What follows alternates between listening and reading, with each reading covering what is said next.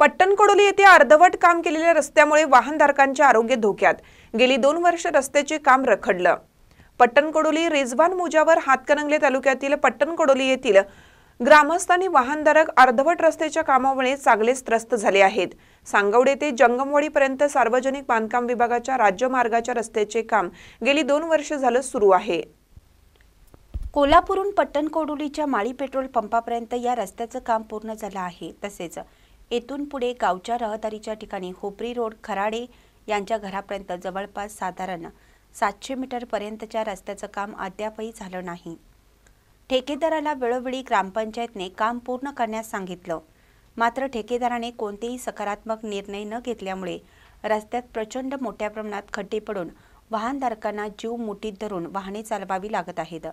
परिणामी रस्त्यात पडलेल्या खड्ड्यांमुळे मोठे अपघातही होत आहेत। शाळेला येणाऱ्या जाणाऱ्या विद्यार्थी आणि रस्त्याच्या दुतर्फा असणाऱ्या ग्रामस्थांनाही या अपुऱ्या रस्त्याच्या कामाचा प्रचंड त्रास सहन करावा लागत आहे। ग्रामस्थांच्या घरात अक्षरशः धुळीचे साम्राज्य पसरलं आहे। परिणामी आरोग्यावरही मोठा परिणाम होऊन श्वसनाचे आणि फुफ्फुसाचे आजार उद्भवत आहेत। सार्वजनिक बांधकाम विभागाला एखाद्याचा जीव गेल्यानंतरच जाग येणार का?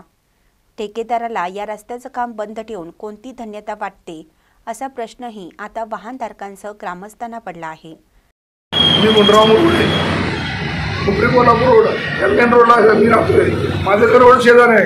2 वर्ष झाले या रोडवर इतके अपघात झाले की लोकांचे हाडे किरकिरे झाले। आम्हाला सुद्धा इथल्या ग्रामस्थांना दारं बंद करून बसायची पडायला आहे, तरी सुद्धा स्थानिक प्रशासन त्याची दाद घेत नाही, वरिष्ठ प्रशासन दाद घेत नाही।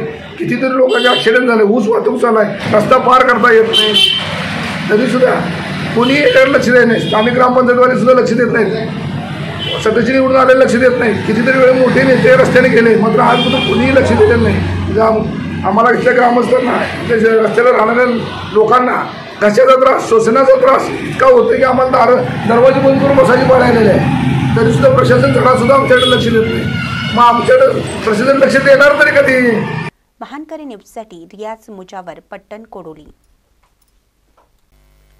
ताज्या बातम्यांसाठी महानकरीला सबस्क्राइब करा आणि बेल आयकॉनला क्लिक करा।